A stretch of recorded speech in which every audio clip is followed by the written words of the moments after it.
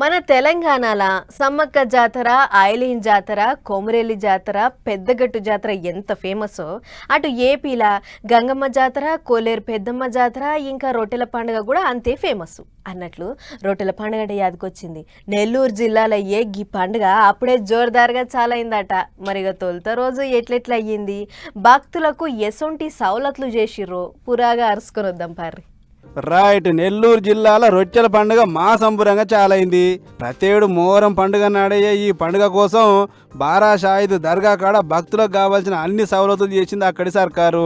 పండుగ ఈ నెల 26 తారీఖు నుంచి 30 తారీఖు దాకా 5 వద్దులు మా జోరుగా అవుతుంది. అందుకే దర్గాకు పోవాలని మొక్కులు పెట్టుకున్న వాళ్ళంతా చిన్నగా మెల్లగా బండ్లు కడుతుర్రు. అయితే దర్గా పొంటున్న స్వర్ణాల చెరువులో దిగి రొట్టెలు మార్చుకుంటే కోరిన కోరికలన్నీ తీరుతాయని భక్తులకు ఎప్పటికించో ఉన్న నమ్మకం. ఒంగోలు నుంచి వచ్చామండి, జాబ్ రొట్టె కోసం వచ్చాం. మేము రొట్టె కోసం ఇల్లు కట్టినాను కదా, అది ఇల్లు కట్టినాక రొట్టె తీసి వాళ్ళకి చేసుకొచ్చినాను.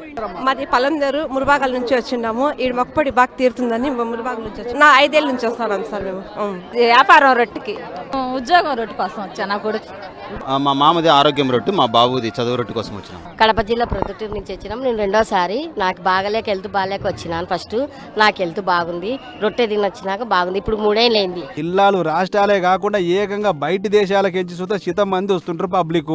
కోరికలు తీరినోళ్ళు రొట్టెలు తీసి పెట్టిపోతే కొత్త కోరిక కోరుకున్న ఆ రొట్టెలను తీసుకుపోతుంటారు. అట్లా రొట్టె కొంచెం పోయి అనుకున్న కోరిక తీరితే మళ్ళీ వచ్చే తాప వచ్చి రొట్టెలు ఇచ్చి పెడతారు. ఇట్లా స్వర్ణాల చెరువులో నిలబడి రొట్టెలు ఇచ్చి పుచ్చుకునుడే ఈడయ్యేటి పెద్ద పండుగ. ఇక పండుగల పెద్ద ఘట్టమైన గంధ మహోత్సవం ఈ 27 తారీఖు నాడు పొద్దుగా చేస్తారట. అటెనక నెల్లూరు కోటమిట్టలున్న అమీనియా మసీదుల ప్రార్థనలు చేసుకుంటా 12 బిందెల గంధం కలుపుతారు. కలిపినగా గంధం బిందెల్ని డప్పు సప్పుల నడుమ దర్గాకు తీసుకొచ్చి మొదటి బిందెను 12 సమాధుల మీద పోస్తారు. అటెనక కడమ 11 బిందెల్ని భక్తులకు పంచిపెడతారట. అవోగా గంధం తమ దగ్గర ఉంచుకుంటే అంత మంచే జరుగుతుందని లక్షలలో వస్తుంటారు భక్తులు.